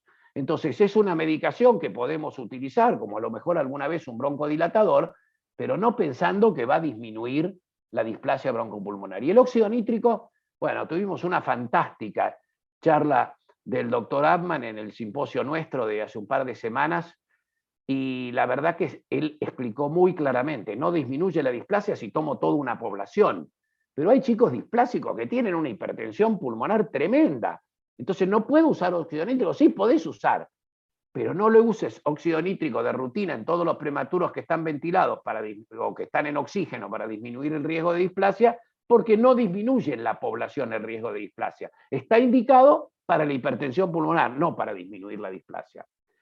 Pero entonces, ¿se puede o no se puede bajar la incidencia de displasia broncopulmonar? Y doctora, parece que algunos dicen que sí. Esta es una serie de un hospital único del sur de California, un hospital hay un seguro social, una prepaga que se llama Kaiser Permanente. Este es un hospital de la Kaiser que mostró, si se fijan acá en el cuadrito, no sé si se ve la flecha, creo que sí, este es abajo a la izquierda el año 2009, acá el año 2019, que ellos en 10 años, tomando todos los menores de 1.500 gramos, tuvieron una gran caída de la frecuencia de displasia broncopulmonar. Entonces, ¿qué habrán tenido? Y tuvieron seguramente la bala mágica. Por ahí tuvieron una terapia que logró esta disminución. No, agárrense. Lo que tuvieron fue todo esto, no lo vamos a leer, no se asusten, pero normatizaron un montón de cosas sobre el cuidado de los pacientes y obtuvieron una disminución de la displasia. No sé cuál de las cosas influyó más. Esto está publicado en una revista el artículo está abierto, libre en la literatura. El primer autor se llama Biliosis. Pero les quiero decir que si bien este grupo de cosas parecería en ellos haber disminuido la displasia, bueno, habrá que ver con el correr de los años quién puede copiar un esquema similar de manejo y que le vaya igual de bien para demostrar que todo eso sirve. Al contrario, como les dije antes, la Vermont Oxford Network, que tomando solo los hospitales norteamericanos que contribuyen a la Vermont Oxford Network, no toma los del resto del mundo, los países en vía del desarrollo, hay varios de Argentina, nosotros contribuimos a esa red, pero no, acá tomando solo los hospitales de Estados Unidos, 756 hospitales, fíjense, la mortalidad, esto es el año 2005 y esto el año 2014, de izquierda a 2005, a la derecha 2014, les bajó bastante la mortalidad, le bajó el tiempo de internación, le bajó un poquito la enterocolitis necrotizante y la displasia, nada, casi horizontal. No han tenido grandes disminuciones en todos esos años. Miren lo que le pasó a este neonatólogo que me había escuchado a mí 40 minutos hablando y no le di la solución, se desmayó. Uno se debería preguntar, ¿cuánta displasia tienen ustedes en el servicio? Y si tienen 20% en vez del 25-30 que tiene de promedio la Vermont Oxford Network, ¿ustedes se pondrían contentos o tristes? Seguramente se pondrían contentos. Bueno, puede ser malo o puede ser bueno tener menos displasia. Si miramos la red del Neocosur, donde hay hospitales que tienen malos resultados en sobrevida, esos hospitales que tienen malos resultados en sobrevida tienen menos displasia que los que tenemos buenos resultados en sobrevida. Porque si tus pacientes de 25, 24, 26 semanas se mueren todos, tu incidencia de displasia naturalmente va a ser más baja, porque ¿cuál era el factor más importante? La inmadurez. Entonces, en conclusión, no tenemos conclusiones, y mientras tanto, ¿qué hacemos? Mientras tanto, hacemos lo que creemos que sirve. Utilizamos estrategias para minimizar el daño pulmonar, empezando en el periodo perinatal inmediato. CPAP solamente lo intubamos y le damos surfactante solo a los que fracasan con ventilación no invasiva o no tienen esfuerzo respiratorio. Podemos darle surfactante sin intubar si tenemos la habilidad para hacerlo. En asistencia respiratoria mecánica, mejor usar objetivos de volumen, si se animan, si pueden, pero lo peor de todo es usar algo sin saber usarlo. Hay que pagar la curva de aprendizaje con la colita en la silla al lado del paciente. Y si no se animan, no les va bien con el chico simple, no se metan en líos y vuelvan a la limitada por presión hasta que pueden ir aprendiendo el otro sistema. Las únicas medicaciones con buena evidencia para prevenir displasia broncopulmonar son la cafeína y la vitamina A. La dexametasona después de una semana parece ser un tratamiento efectivo, solamente en los pacientes que tienen mucho riesgo de displasia broncopulmonar, y la hidrocortisona en dosis baja puede ser efectiva desde el primer día de vida, pero hay que tener cuidado porque produce algunos problemas y tiene algún riesgo en el neurodesarrollo. Bueno, esta vez fue virtual, pero le aviso a los cordobeses que la próxima vez no se van a salvar de invitarme a esto. Así que muchas gracias. Muy bueno, Coco. Realmente tenés una invitación a los cabritos, apenas puedas venir para acá. Bueno. Bueno, Caro, abrimos las preguntas por el chat. No sé si hay preguntas por el chat, yo no estuve mirando, creo que todavía no había. Creo no, que todavía no hay preguntas. Bueno, y el que quiera puede levantar la mano y le abrimos el micrófono, o abrirse directamente cada uno el micrófono. Y bueno, si quieren empezar, no sé, Caro. No, bueno, una excelente exposición, no se puede, digamos, decir que no fue claro y conciso. Creo que la displasia broncopulmonar en los servicios que atendemos estos prematuros, no sé si decir lo que es un dolor de cabeza, digamos, es estar atento a todos los detalles que a veces nos olvidamos o hay que estar, bueno, arriba de todo para manejarlos. No hay una receta única y no todos los pacientes son iguales. Eso nos lleva a que, bueno, las decisiones son distintas entre pacientes, lo que acabamos de escuchar. Me quedo más tranquila porque a veces las dudas de qué hacer con un paciente o con el otro se nos generan a todos. Sí tengo clarísimo, creo que un poco me lo instauró la doctora Weissman, cosas nuevas, implementarlas de a poquito, aprender a manejarlas, y si no, quedarme con lo que me sale mejor. Porque bueno, en el servicio nuestro, es como que sí, lo que nos sale mejor es lo que, bueno, hacia ahí apuntamos, a seguir perfeccionándonos y obvio tratando de instaurar cosas nuevas, pero tal cual en esto de que no querer abusar con terapias que uno lee, que cuesta, manejarlos, pero bueno, creo que todos la displasia broncopulmonar es algo que se nos plantea desde el primer día de vida con los menores de 1.500 gramos. Nos apuramos en querer bajar FiO2, sacar el oxígeno, cambiar la forma de dar oxígeno, pero bueno, creo que bueno, dentro de todas las terapéuticas y posibilidades de cosas que tenemos, apuntar a poder mejorar la calidad de vida de estos bebés, más que nada, Creo que también uno pone en la balanza la decisión de lo pulmonar, después pensás en el neurodesarrollo, cuál va a ser peor o mejor. Es como que, bueno, son esos planteos que, bueno, es bueno discutirlo, charlarlo en grupo para tomar una decisión con estos pequeños, los pequeños prematuros. Así que, bueno, no, una excelente exposición, doctor, como siempre, que lo he escuchado. Bueno, Carolina, te agradezco mucho. Quiero hacer solamente un comentario de algo que dijiste y que el que lo niegue o tiene pocos pacientes de este tipo o lo niega a pesar de que es verdad, que es, estos chicos son un dolor de cabeza, dijiste. Y quiero tomar esto para explicar que no se tienen que sentir mal cuando voy a usar una palabra no muy ortodoxa, cuando están embolados de hacer el pase y ver al chico un día, otro día, otro día, otro día.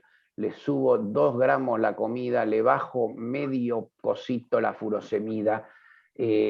Hoy está con 0,2 litros, mañana está con 0,25, mañana está con 0,5, no aumentó 3 días y decís, se debe haber pescado un bicho. Estos chicos quitan la creatividad, son chicos muy difíciles cuando son tan crónicos, pero tenemos que hacer el esfuerzo de tomarlos. Hay gente además que tiene particular predisposición para ocuparse de estos chicos y hay que estimularlos, que estimular a estas personas de nuestros servicios, sean enfermeras, enfermeros, médicas, médicos, porque hay cosas para hacerles. Hay cosas para hacerles para estimular la succión, para que aprendan a mantener la línea media, el manejo del oxígeno, el manejo de la medicación, la nutrición. Estos chicos tienen que crecer. La única forma que se pueden sacar de encima el oxígeno es si les crece el cuerpo, porque cuando les crece el cuerpo les crecen los pulmones y gracias a Dios los alvéolos, la alveolización sigue existiendo después de los primeros años. El primer año de vida, si uno lo puede hacer crecer, es la única forma que se van a poder sacar de encima en algún momento el oxígeno cuando están muy crónicos. Pero no se tienen que, hay que reconocer que se nos hace difícil. Y cuando tienen un chico crónico, ¿qué tienen además? Tienen padres crónicos. Y los padres crónicos tienen reclamos. Son los padres que reconocen, mirá, la enfermera que estuvo con mi bebé. Y uno no tiene que enojarse. Están todo el día ahí, están mucho más que nosotros ahí. En algunos casos somos latinos, tanto en el hospital público como en el hospital privado. Esto nos pasa, que vemos a los padres y los padres tienen reproches y bueno, y hay que escucharlos y acompañarlos. Son chicos verdaderamente muy difíciles, así que coincido totalmente con la manera sintética que vos lo dijiste. Bueno. No sé si alguien más quiere. El doctor Vaz quiere hacer una pregunta. Yo quería preguntarle a Coco, a veces tenemos estos prematuros que nacen bien, que no tienen mucho distrés al nacer, que no hay que intubarlos, que están muy estables, bien los respiratorios, y a la semana empiezan a estar un poco más taquipnéicos, y van aumentando los requerimientos de oxígeno y van instalando la displasia más tardíamente. Y se te va de las manos, o sea, vos ves que el chico te va haciendo la displasia la cara, como quien dice, de forma sin que haya ninguna intervención visible que la produzca. No sé qué opinas, Coco, de estos pacientes que no han estado ventilados inicialmente, que nacieron bien, con pocos requerimientos, y que después van empeorando. Lo primero que se me ocurre, José, es decir, a usted le pasa lo mismo que a mí. Es decir, a ver, primero, bienvenido al mundo del prematuro inmaduro. Esto podés hacer una forma de que no te pase, que no te sobrevivan los prematuros chiquitos. Los prematuros inmaduros muchas veces no tienen enfermedad membrana hialina. Y si aprendemos, como estamos escuchando en todas las conferencias, no la mía, sino los que hablan de asistencia respiratoria, los que hablan de manejo del prematuro extremo, a no ventilar, por ahí tenés esos chicos en aire una semana, 10 días, 2 semanas, y de golpe empezó con un poquito de apneas, ahora le puso un cachito de oxígeno, después un poquito más, después miro la placa, che, está empezando a estar sucia. Esto no es responsabilidad, no es culpa tuya, la única culpa es que el chico está vivo. y esto lo hace como parte de la evolución, principalmente en los chicos más inmaduros. Yo diría, por debajo de las 27 semanas, esto es extremadamente común, 26, 25, 24 semanas, esto es común. No tuvo tanta enfermedad pulmonar. Entonces, yo no me voy a olvidar, mira, es anecdótico y autorreferencial, pero no me importa. Cuando abrimos la Trinidad Palermo, hace 30 años ahora, en diciembre, Cecilia García y yo, dos neonatólogos experimentados, yo ya tenía 43, 42. Dividíamos la sala, teníamos la mitad del tiempo, uno de los dos estaba todo el día en la sala. Éramos el residente de la sala, teníamos médico de guardia, pero estábamos todo el día. Y teníamos la sensación de que sobrevivían todos los prematuros chiquitos. Entonces, uno cuando hablaba con los padres, nacía un chico que por ahí pesó 700 gramos, y yo iba el primer día y lo veía lindo, estaba rosadito, bien perfundido, y le decía, oh, anda bárbaro, anda fenómeno. Eso es cuando tenés, ¿por qué nos iba tan bien? Porque estábamos todo el día ahí, porque teníamos muy buena enfermería y porque teníamos pocos chicos. Cuando empezás a tener más chicos, te das cuenta que no te está yendo tan bien, porque alguno no hace ese camino. Entonces, creo que un aprendizaje, yo soy muy optimista con los padres, soy muy positivo, soy cálido cuando les doy la información, le pongo el brazo arriba, todo lo que quieras, pero hay que ser realista. No hay que equivocarse. Los prematuros después pueden tener displasia, después pueden tener sepsis, después pueden tener retinopatía. Yo no le voy a pasar la lista, no le hago el inventario de todo lo que le puede pasar, porque si no se muere de miedo, hace un duelo anticipatorio, la madre, no hay que hacer eso. Pero no hay que ser hiperoptimista, hay que decirle que todavía hay un camino largo, que es un camino que no está pavimentado, que tiene piedras en el camino, que seguramente algunas piedritas va a haber, que va a haber que ir viendo y garantizarles que le vamos a dar la información en cuanto le ocurra cualquier cosa al chico. Pero de ninguna manera pasarnos de lado con el optimismo, porque estos chicos les pasan cosas tardíamente. Si vos tenés buena sobrevida en prematuros de menos de 1000 gramos, 1 de cada 3 como mínimo, 1 de cada 3 o 1,5 de cada 3 va a tener una sepsis documentada bacteriológicamente. Entonces, no se puede ser hiperoptimista. Y en displasia, lo que vos describís es un cuadro real y bueno, no hay forma de prevenirlo porque es por inmadurez, que es el factor que nosotros no sabemos evitar. Hay que hacer lo máximo para prevenir, pero ya sabemos que 100% no se puede. Vos ya le estás dando cafeína, no sé si le das o no vitamina A, yo no, pero no estaría mal. Y mucho más no hay, nutrirlo. Y en estos chicos, por ejemplo, perdón, así sí, José, sí. tenés esa situación y vos ves que hay un deterioro de función respiratoria y te empieza a requerir ya una ventilación nasal con oxígeno alto. ¿Le pones corticoides? Digamos, nosotros lo ponemos los corticoides, la verdad, cuando vemos este tipo de situaciones. No sé qué opinas, Coco.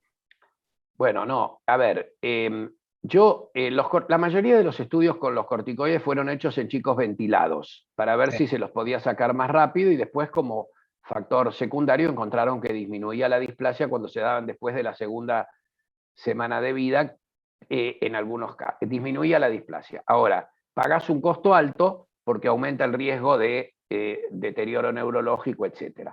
Entonces, el chico que vos me describís, que está con una canulita, y que tiene 2, 3, un mes de vida, y nació con 700 gramos. Ese chico, yo no sé si tiene un riesgo de displasia broncopulmonar del 60%, porque es un numerito, 60% basado en el estudio de Doyle. Si tu percepción, yo le pongo corticoides a los chicos que el servicio por sus parámetros percibe que si no, no lo va a poder sacar nunca de respirador. Y lo hago entre las 2 y las 3 semanas de vida. No quiero hacerlo al mes y medio, porque siento que perdí la ventana de oportunidad. Y no quiero hacerlo en la primera semana, 10 días, porque aumenta mucho el riesgo de perforación, de daño neurológico, etc. Entonces, si el chico está en altos parámetros, sí. Ahora, si está en una canulita, me cuesta. Ahora, si vos me preguntás, Coco Bain, jurás vas con la mano sobre la Biblia, yo soy ateo, pero jurás con la mano sobre la Biblia de que nunca le dieron corticoides en tu servicio a un chico de 1 mes y medio que está en una canulita con alto oxígeno, te voy a decir, no, no juro nada, porque seguro que alguno lo recibió.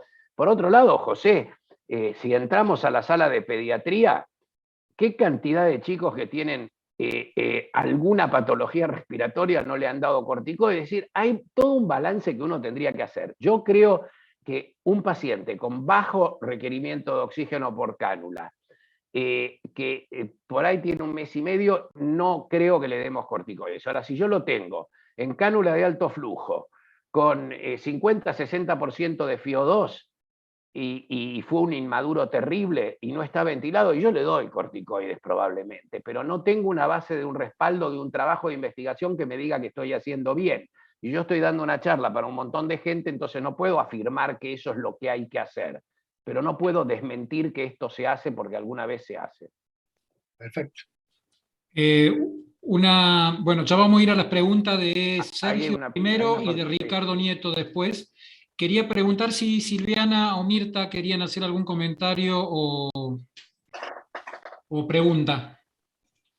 No, en realidad con la exposición del doctor estuvo todo más que, no claro, sino que todos llegamos a la misma conclusión, que todavía no tenemos conclusiones, digamos. Así que es un poco sentir algo de tranquilidad, que todos tenemos esa incertidumbre en el momento de encontrarnos con un paciente en estas condiciones. Si hacemos bien para el pulmón, hacemos mal en el neurodesarrollo, en qué momento oportuno hacer un tratamiento. Y algo por ahí que a mí me quedó de toda la charla, tiene que ver más que nada con, me parece que esto implica mucho en un trabajo en equipo y desde el momento del nacimiento del bebé, por ahí el uso más de CPAP en sala de recepción, como técnicas de mejora en la ventilación, evitar ventilaciones invasivas per se, porque pesa 900 gramos, hablando un poco de lo que hacemos rutinariamente, ¿no? Después está la cuestión nutricional, qué tipo de nutrición parenteral pongo, con qué lípidos, y bueno, el crecimiento más que nada del bebé en cuanto a lo nutricional. Pero como pregunta, en realidad como duda, es que creo que acá es todo multifactorial, contra la prematurez no podemos, o la inmadurez, mejor dicho, no podemos actuar, pero en conjunto, teniendo presente todos los factores que pueden hacer que un paciente tenga un mayor riesgo de displasia per se, creo que los cuidados en equipo desde, como dije, desde el momento del nacimiento, incluso prenatales, con los corticoides prenatales, que ayudan a evitar la hialina y demás situaciones, la cafeína que usamos habitualmente y sabemos que está demostrada como preventivo de la displasia, mejorando la capacidad residual pulmonar y demás, así que me parece que más que nada tiene que ver con las cosas que hacemos rutinariamente, tratar de ir mejorando pequeños puntitos, como dijo la doctora Carolina también. Y solo una pregunta que no se nombró en la charla y seguramente sea porque quedó muy capaz que viejo. En algún momento leí mucho sobre usar broncodilatadores en el inicio de la displasia broncopulmonar, cuando el paciente comenzaba con las definiciones que usábamos, requerimientos de oxígeno a las 36 semanas de gestación, de edad corregida, perdón, usaban broncodilatadores inhalados y también corticoides inhalados. La pregunta es puntualmente sobre los broncodilatadores inhalados. Bueno, primero te agradezco y voy a ir a 2 cositas de las que dijiste y después voy a los broncodilatadores. Si me olvido, avísame. De las 2 cositas que te quería decir, vos decías que bueno, darnos cuenta que nos pasa un poco a todos lo mismo, ¿no? Que todos tenemos las mismas dificultades. Y yo coincido 200% con vos, pero quiero contar una anécdota. Muchas veces cuando estábamos, nosotros en Fundasamín tuvimos un sponsor científico, ¿no? Además puso dinero donó dinero para nosotros, para algunos proyectos, el doctor Alan Jobe, un famoso neonatólogo que se dedica básicamente a lo respiratorio. Entonces había venido a la Argentina para un meeting y yo lo llevé a la Trinidad para dar una vuelta, que lo vean los residentes, que le pregunten cosas, etc. Subimos al primer piso por la escalera y cuando estábamos subiendo, en la unidad de neos en el primer piso, cuando estábamos en la escalera, uno de mis médicos le empieza a decir, bueno, doctor, y ya que viene, que está acá, le queremos hacer una consulta, le queremos consultar a un paciente. Y antes de que se lo empiece a describir, el doctor Job contesta, ya sé qué paciente. ¿Cómo? ¿Le dijo el doctor Bain? No, no me dijo nada, pero yo ya sé. Seguro que me están por consultar un chico que tiene 3 meses y medio, que no lo pueden sacar de respirador, que está con alto requerimiento de oxígeno, que está lleno de moco, que lo tienen que... Y claro, era eso lo que le íbamos a consultar. Es decir, el problema no está resuelto en ninguna parte y todos tenemos la misma problemática. Y hay que ser artesanal en el cuidado. El otro tema que quería tomar de lo que dijiste y que me encantó que lo trajeras, fue que dijiste lo de, bueno, que hay que ponerlos en CPAP y que tienen que tener la preparación para no ventilarlos y demás. Ese es otro trasplante de cerebro que hay que hacerse. Porque los chicos no respiran vigorosamente cuando pesan 600 o 700 gramos. Entonces, yo te muestro, y espero que no les alcahueten mucho a mi grupo, yo te muestro con nombre y apellido quién estuvo en sala de partos y te digo los últimos 20 prematuros que recibió cada uno de los staff senior y te digo, con fulanita no se intubó ninguno en sala de partos o se intubó uno de los 20. Con menganita se intubaron 3 o 4 y con sutanita o sutanito se intubaron 21 de los 20, todos. Porque siempre hay una excusa para intubar a un chico chiquitito. Ah, no, respiraba poco vigorosamente. ¿Y yo qué le puedo decir a alguien que me dice que respiraba poco vigoroso? Bueno, escuchás hablar a los expertos en respiratorio de todo el mundo y todos tienen más chicos en CPAP, en sala de parto, o más chicos con ventilación no invasiva, generalmente CPAP, porque los estimulan, los esperan, no se vuelven locos. Los chicos, la mayoría de los chicos en nuestro país nacen por cesárea programada. ¿Por qué programada? Y bueno, porque está hipertensa, el Doppler no me gustó, lo voy a sacar. Entonces lo voy a sacar, va a salir bastante bien, va a largarse a respirar. Entonces, liguemos tardíamente el cordón, no encontremos la excusa para ligar antes porque no estaba respirando. ¿Qué va a estar respirando? No respira. ¿Cómo va a respirar si en la panza hacía mínimos movimientos respiratorios? Pero en la panza estaba oxigenado por la placenta. Entonces, ¿cuál es la urgencia de salir corriendo, meterle un tubo endotraqueal y ventilarlo? Si la placenta lo está oxigenando igual que un minuto antes en la panza. Entonces, liguemos despacito, estimulémoslo. Hoy justo hablaron de la estimulación. No es un tema menor la estimulación en sala de partos. Y luego ver si podemos evitar ventilarlo. Entonces, va a haber más. Y finalmente, los broncodilatadores. Los broncodilatadores pueden haber estado temporariamente de moda, no hay ni un solo estudio que muestre que son efectivos para disminuir displasia, pero vuelvo a insistir, es lo mismo que el óxido nítrico. Si yo tengo un chico que desatura agudamente cada vez que lo tocan o cada vez que alguien habla en el pase de sala, tiene hipertensión pulmonar. Le miro el corazón y tiene hipertensión pulmonar. Yuntea derecha e izquierda. Bueno, a ese chico hay que pensar en la posibilidad de usar óxido nítrico. Bueno, un chico que yo le escucho que chifla, tiene 1 mes y medio y no le puedo poner nebulizaciones con broncodilatadores. Son peligrosas, producen taquicardia. En algunos chicos que recibieron corticoides y tienen cardiomiopatía hipertrófica pueden ser perjudiciales de rutina y no precozmente. La verdad que precozmente no los usamos hace muchísimo tiempo, pero en forma tardía en algunas circunstancias los hemos usado. Muy poco, reconozco que muy poco. No puedo decir lo mismo de los corticoides. Me parece que Ricardo quería hacer una pregunta. Gracias, doctor. No, al contrario. Sergio Borghi primero. Ah, perdón. Sí, estaba Sergio primero. Hola, ¿cómo les va? Bueno, hermosa la exposición, doctor. Sobre todo me deja muy tranquilo porque no tuvo excusas usted. Lo dijo todo de una y me parece perfecto. Respecto a lo que nos ha pasado siempre desde hace muchísimos años con los neonatos, es que lo más importante, como lo mencionó, es la silla. Y Villosis, en su trabajo de esa larga lista de cosas que utiliza, en realidad lo que hace es estar mirando permanentemente al paciente y discutiendo sobre el paciente qué hacer, qué no hacer. Eso por un lado. Por otro lado, en el año 1989, hace muchísimo, en Buenos Aires hubo un congreso de WIPAD, que es el Congreso Mundial de Psicoanálisis y Pediatría, y hubo una exposición de un pediatra norteamericano, que no recuerdo el apellido, donde habló de la importancia del contacto piel a piel en el 89 en el prematuro, ¿no? Y expuso de una serie de cosas, no estadísticas, pero hablando de eso.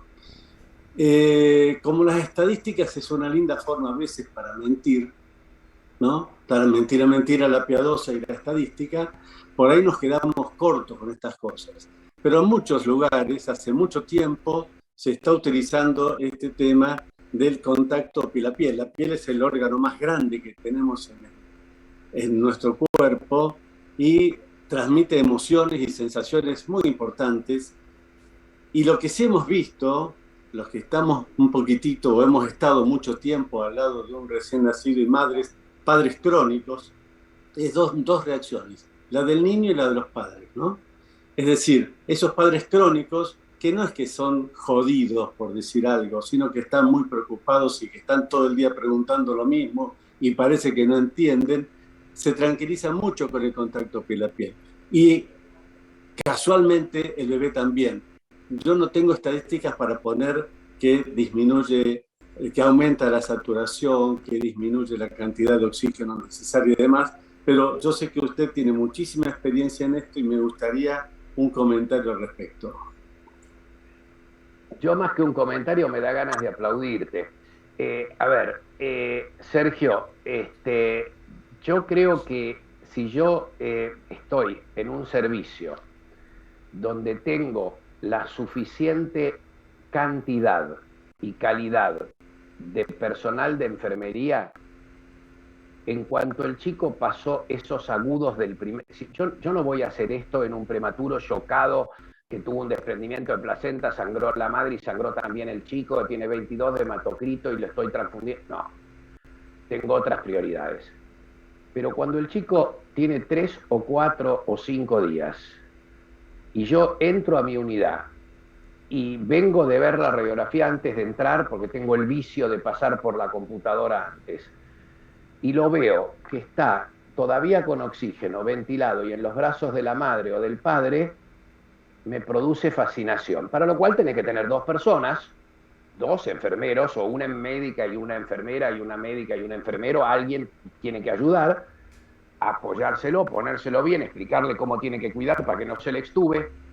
Por supuesto que esto se puede hacer en un chico un poco más grande, en un chico de 500 gramos, que lo estoy poniendo con humedad y demás, no lo puedo hacer, pero en cuanto podemos, los chicos no se enfrían cuando están piel a piel.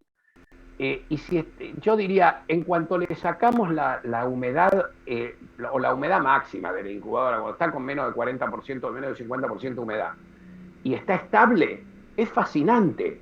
Ahora, tengo que tener mucha gente, porque se extuban. Y una extubación seguro que le va a pegar más fuerte que no haber estado en los brazos. Entonces no desprecio ni una ni otra cosa. Creo que uno tiene que ser muy prudente. Desgraciadamente, yo hago mucha docencia en hospitales públicos, hago en hospitales privados también, que veo que porque sea privado no quiere decir que tenga buena enfermería ni cantidad de enfermería. Hay lugares privados que tienen mala enfermería y poca, y lugares públicos que son hipercuidadosos, con lo cual se puede hacer en cualquiera de los lugares, pero provisto que tengas un recurso humano consciente de lo bueno que es esto, que tenga ganas de hacerlo, que no lo considere un cargo. Es muy difícil de hacer. Entonces, que no lo considere una carga, pero es fascinante cuando se puede hacer. Yo diría, después de la primera semana, en la mayoría de los casos, no hay excusas para no estar haciendo esto. La única excusa es el recurso humano. Pero fuera de eso, No, al contrario, dijiste algo, además me atrajo mucho un comentario que hiciste, no sé si tengo forma de documentar que le sirve. Bueno, les voy a contar una cosa. En el año 86, 87, yo había entrado al Güemes y tenía una residente que estaba haciendo la residencia de neo con nosotros después de terminar la residencia de pediatría. Es una neonatóloga que debe estar, no sé si sigue haciendo asistencia directa, Cristina Reynoso, y con ella diseñamos un estudio en el cual eran chicos estables, los sacábamos y los poníamos de a ratos en los brazos de la madre. Se hacía muy poco eso, estoy hablando del 87. Se los poníamos en brazos de la madre. Bueno, monitoreábamos la saturación simultánea, no, la saturación no, estoy mintiendo, la PO2 transcutánea. Y lo que vimos es que el chico no se enfriaba, porque hacía piel a piel, envuelto por la mamá con sus brazos, y en muchos casos la saturación que nosotros teníamos, le medíamos la saturación, la PO2, porque teníamos miedo que haga hipoxia. ¿Y qué hacía el chico? Le subía, no le bajaba. En muchos casos, otros no le subía. Lo publicamos, eso creo, no me acuerdo si en archivos o si se presentó en la Sociedad de Investigación Pediátrica Norteamericana, pero fue así. Así que muchas gracias. No sé quién seguía, me parece que Ricardo, creo, Sí. Nieto, ¿no? Sí, Sí, Ricardo, sí. ¿querés comentar algo? Sí, algo breve, nada más un comentario, dos comentarios breves, que el primero que había pensado ya lo tocaron en el transcurso de la discusión, que era el tema de la nutrición, ¿no? Porque hay varios estudios que muestran cómo la buena nutrición puede ser un modificador de efecto entre la gravedad inicial y el resultado, ¿no? Un bebé que tiene una adecuada nutrición, ya sea parenteral o enteral, puede defenderse mejor en relación a los radicales libres y puede hacer una mejor reparación tisular de su pulmón que está afectado por la injuria del ventilador, ¿no? Así que eso ya fue tocado, solo recalcarlo. Y después quería comentar, porque lo puse ahí en el chat, un link que te dirige al NIH, y ahí dentro de las pestañitas están las herramientas y hay un calculador del riesgo de displasia que puede ayudar a esto que decía el doctor, de estimar el riesgo de displasia. Está bien que está hecho con los centros del NIH, la probabilidad, pero que puede orientarnos, porque toma en cuenta el peso, la edad gestacional, el soporte ventilatorio que tiene y la FIO2. Pero por hacer breve el comentario, me olvidé de la introducción, que quería felicitarlos por la jornada y agradecerle al doctor la excelente exposición, no solo de contenido basado en evidencias, sino también de las experiencias que nos contó, que estuvo muy agradable todos los comentarios y el intercambio final. Muchas gracias. Gracias a vos, Ricardo, muchas gracias. Mario, me parece. Mario. Pero está muteado. Hola, la charla de Coco, porque nos posiciona en el lugar donde todos estamos. Siempre queremos recetas y realmente para la displasia broncopulmonar no hay una receta, y para muchas cosas en los neonatos. Es excelente la charla. Felicito también a Luisito Almada y a todo su grupo por la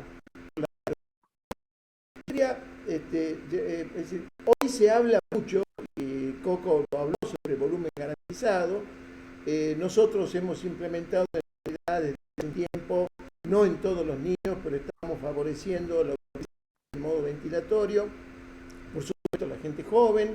Yo también estoy ya alejado de las máquinas, de hecho ya estoy retirado también de la unidad, pero tiene mucho que ver con conocer el respirador, conocer los sensores de flujo, estar al lado del paciente, y no es cuestión de colocar la modalidad de volumen garantizado, porque cuando te descuidaste, lo mismo que con alta frecuencia, o tenés la CO2 en 20 o la tenés en 78.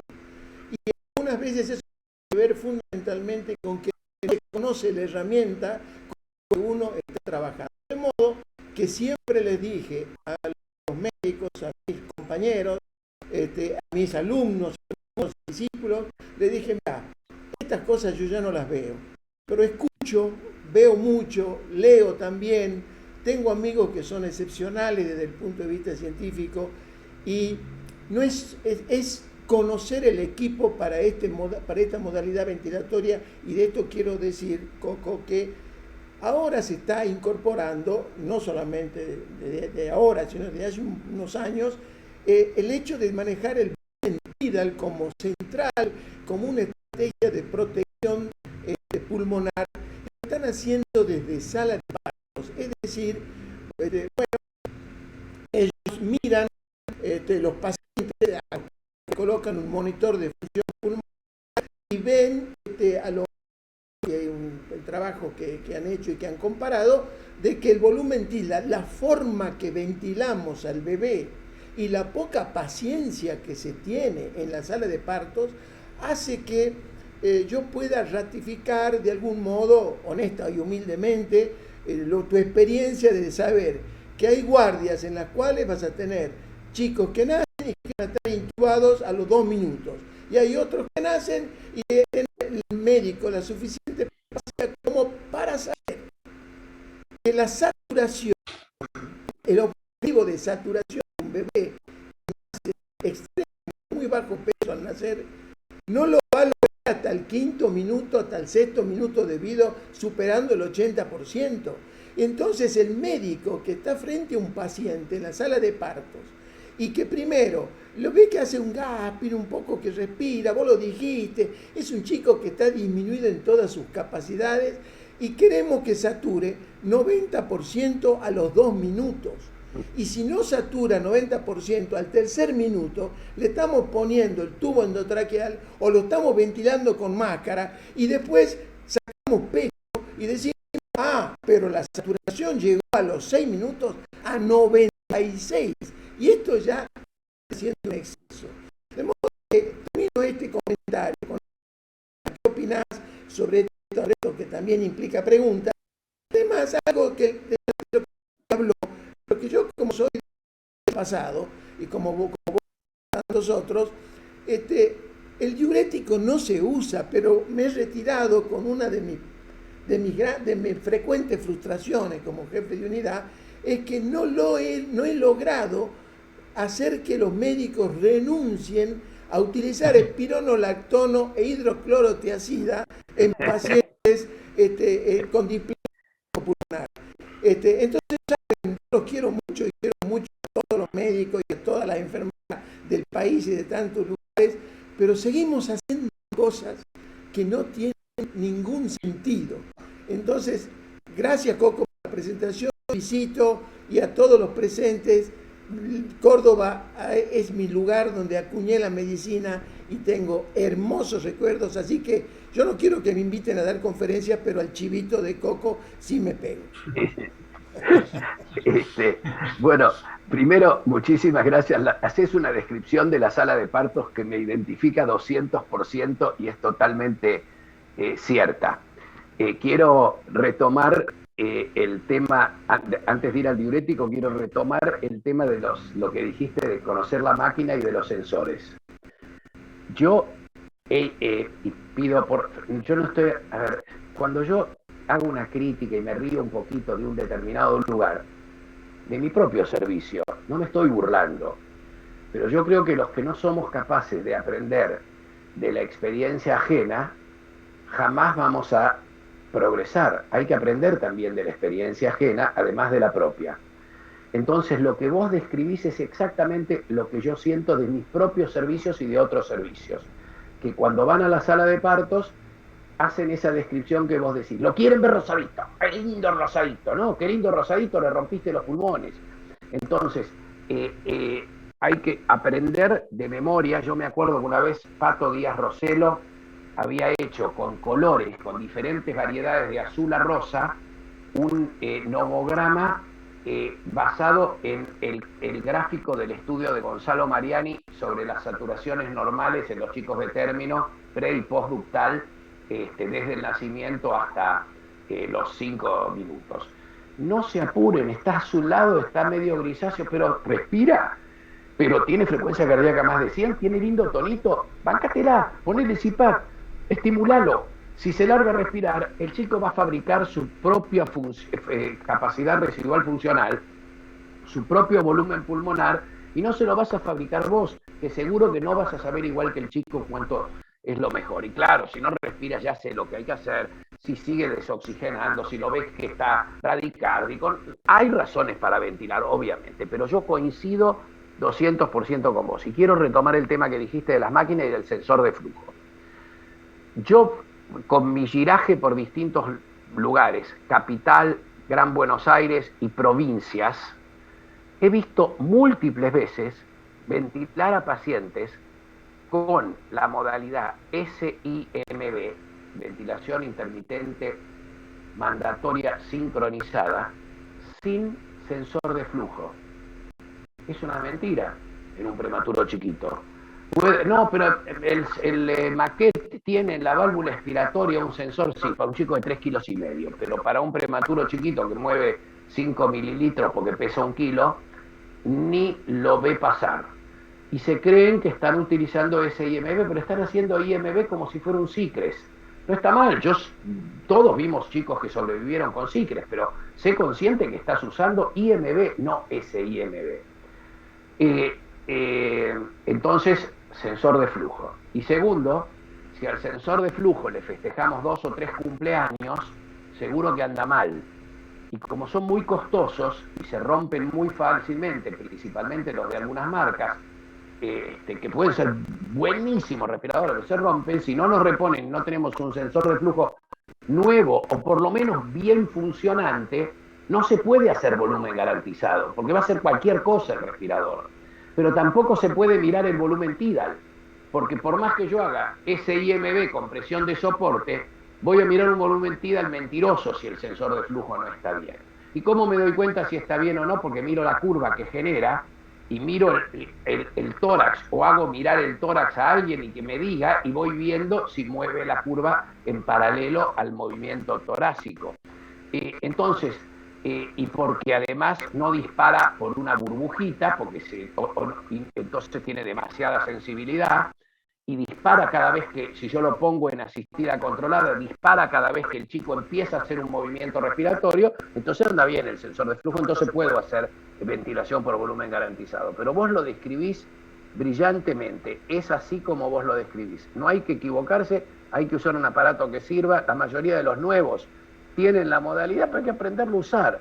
Y la otra cosa es la desesperación del winning. En volumen garantizado no se hace el winning como en ventilación limitada por presión, la que usamos todos los días. No, el winning lo hace el chico, ustedes no hacen nada, esperan, y para generar, ponerle que pesa 1 kilo, lo puse con 6 mililitros porque le convenía 6 mililitros, todavía hablamos de este tema, 6 mililitros, y para 6 mililitros el lunes que nació requería 22 de pico sobre 5 o 6 de PEP, y mejora la enfermedad pulmonar, y 3 horas después está con 16 de pico, para generar los mismos 6 mililitros.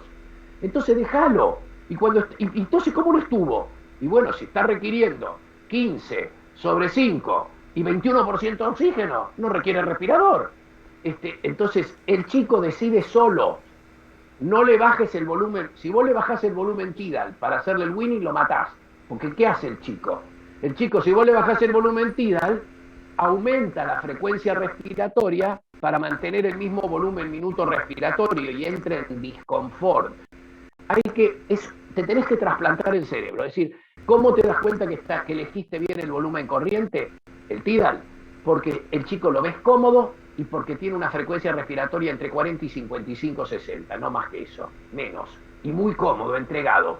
Entonces, ese volumen corriente necesita. Te vas a mirar la PCO2 y vas a decir, tiene 35, lo estoy dando demasiado. No, porque el chico espontáneamente generó 35 con esa frecuencia respiratoria. No hay que volverse loco. Acá la hipercapnia permisiva se maneja muy distinto. No podés hacer mucha hipercapnia permisiva cuando vos le dejás al chico elegir los parámetros de presión que necesita. Es apasionante. La medicina es apasionante. Pero la curva de aprendizaje no es corta con volumen garantizado. Se necesita mucha paciencia, sensores buenos, conocer el respirador. Y la verdad, Mario, vos y yo en nuestra generación Lo que tenemos es que identificar un líder en cada uno de nuestros servicios que quiera aprender, que se lea todo, que ponga la cola al lado de la silla. Tiene que tener seguramente menos de 45 años para tener un cerebro moldeable, y ese va a tener que formar al resto en todos los turnos y en todos los días. Los diuréticos. Nosotros somos todos un poco discípulos del doctor Luis Pruden. Una vez el doctor Luis Pruden, yo no me quejé de los diuréticos ese día, pero llegué a Fundasamín quejándome porque había hecho el pase en uno de los servicios donde yo estoy, no voy a decir en cuál, y había varios chicos que estaban con cisapride y algunos de los chicos que estaban en parenteral estaban con ranitidina, antes de las publicaciones de que la ranitidina se asocia a sepsis o enterocolitis. Y yo no entendía ni por qué le ponían, y me quejo, y le digo, lo discutí, le pregunté, ¿para qué le pusiste ranitidina? ¿Cisapride qué? Porque, no, pero tuvo apneas y deben ser por reflujo. No, pero ¿de dónde lo sacaste? El reflujo no tiene nada que ver con las apneas. Dijo, entonces le cuento esto al doctor Pruden, pero enojado, estaba furioso. Había hecho un pase de discontinuar cisapride y discontinuar ranitidina. Y Luis Pruden, con toda la profundidad que tiene, me mira y me dice, Coco, tenés una solución para esto. Hay una solución hiper efectiva para eso. Quédate en el pase de sala todos los días, hacé el pase, quédate en la sala por lo menos de 8 a 20 todos los días. Te juro que no hay más cisapride y no hay más ranitidina. ¿Vos querés, Coco, quedarte en la sala todos los días de 8 a 20 o te gusta leer, te gusta ir a jugar al tenis, te gusta ir a comer cabrito? Entonces, no se puede todo, Mario. Vos más que lo que haces para desanimarlos de usar diuréticos, no podés. Yo creo que con inculcar que se pueden usar, pero hay que usarlos solo en agudo y retirarlos de la misma forma que los pusimos, como decía Menotti. Para poder entrar hay que saber salir, decía él. Entonces, le pones diurético, acordate dentro de 3 días de ver si siguen haciendo falta. Y si no, sacáselo. Pero bueno, ¿qué va a hacer? Hay una pregunta en el chat, Coco, que dice, bueno, todos te felicitan por la exposición, dicen que fue excelente y quieren saber tu opinión respecto a la cafeína y su indicación oportuna. Si vos la haces cuando apenas nace, o me imagino, o previo a la extubación en prematuros pequeños.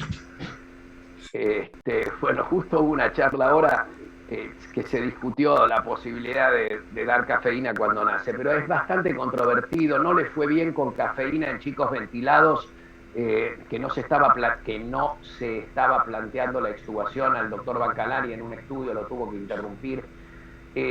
Yo diría, sin ninguna duda, en los chicos que están extubados, tengo la tendencia, que están respirando espontáneamente, tengo la tendencia a usarla siempre desde lo más precoz posible, y en los otros chicos, los que tuve que ventilar, previo a la extubación, le damos cafeína y la mantenemos.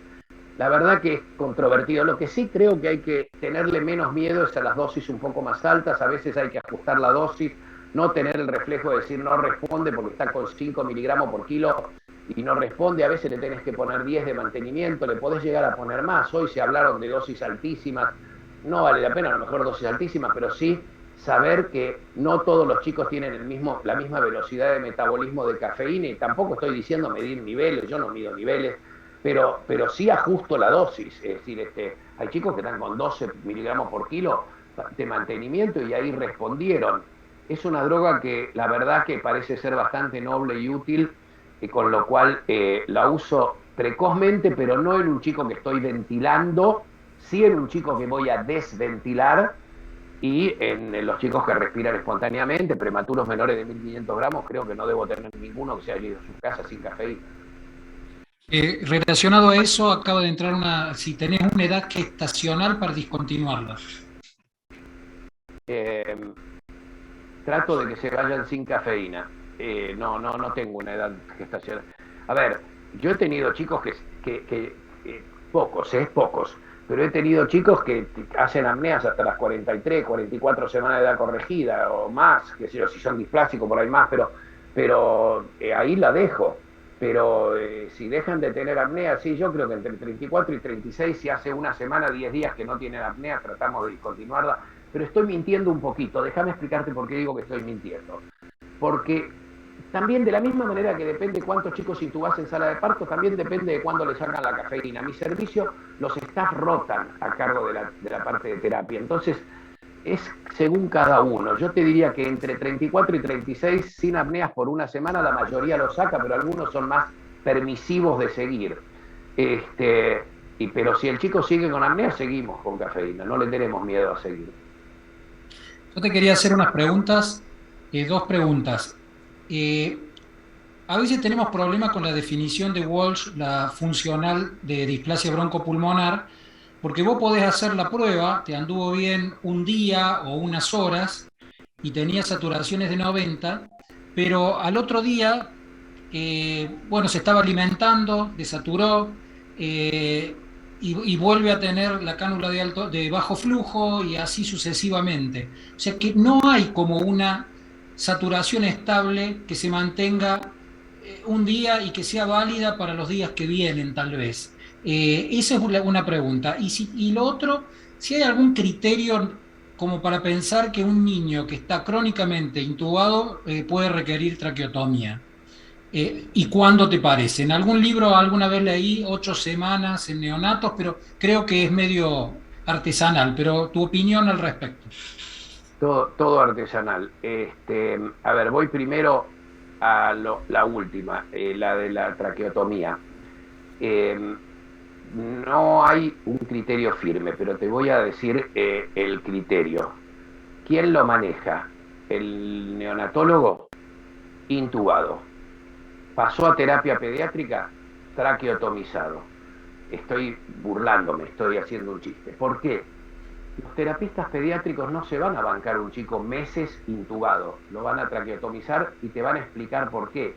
Porque es mucho mejor, porque le liberás la boca, porque el chico necesita succionar, porque puede deglutir aún estando traqueotomizado y ventilado, etc. Y el neonatólogo, ¿qué te va a decir? No, vos sabés lo que es cuidar a un chico con una traqueotomía, se tapa la traqueotomía, se pone mal, se le sale, y ninguno de los dos tiene del todo la razón. Yo creo que nosotros, a mí me ha pasado 700 veces de pasar un chico, porque ya no me cabía en la cuna, pasarlo a pediatría, muchas veces me ha pasado, pasarlo a pediatría con una total desazón, porque nosotros lo teníamos con la canulita y estaba con alta, y con una CO2 de 80 y se lo bancaban y los pediatras le van a poner el tubo y enseguida después lo van a traqueotomizar, y la verdad es que los pasaban a pediatría y le iba mejor en pediatría que con nosotros.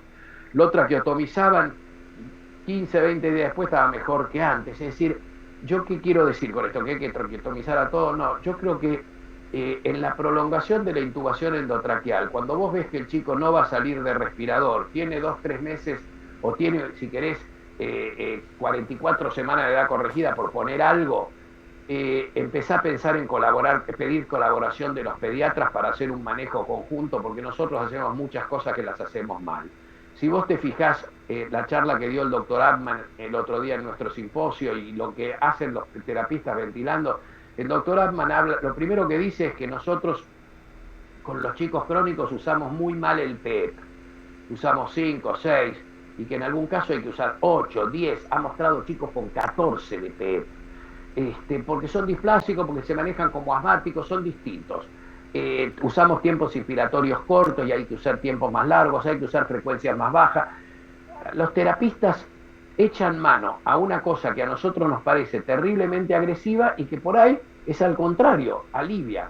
Entonces quiero decir, me parece que hay una tierra gris, que es la época que el chico pasa el término y se empieza a cronificar y se empieza a hacer difícil, se llena de moco, se parece más a una bronquiolitis y un asma que a una membrana hialina, y ahí nos empezamos a equivocar y entonces hay que recostarse en los terapistas. Y la otra pregunta me olvidé, que era el esas desaturaciones que por ahí hacen que la saturación no sea estable. No, a ver, yo no hago, si te dijera que en mi servicio se hace la prueba de Michelle Walsh de bajar la FiO2, mentira. Creo que la nueva definición es más lógica, es decir, está en aire, está con una cánula, con un flujo de más de tanto, con un flujo de menos de tanto, y ahí vas a saber el grado de displasia que tiene. Me parece que uno tiene que responder a la necesidad del chico. Esta maravilla que es el monitor de saturación, el oxímetro de pulso, es de las cosas más maravillosas que existen. Denle bola. Y otra cosa que antes decía la doctora, perdón, me olvidé de comentarlo y lo quería comentar, y es que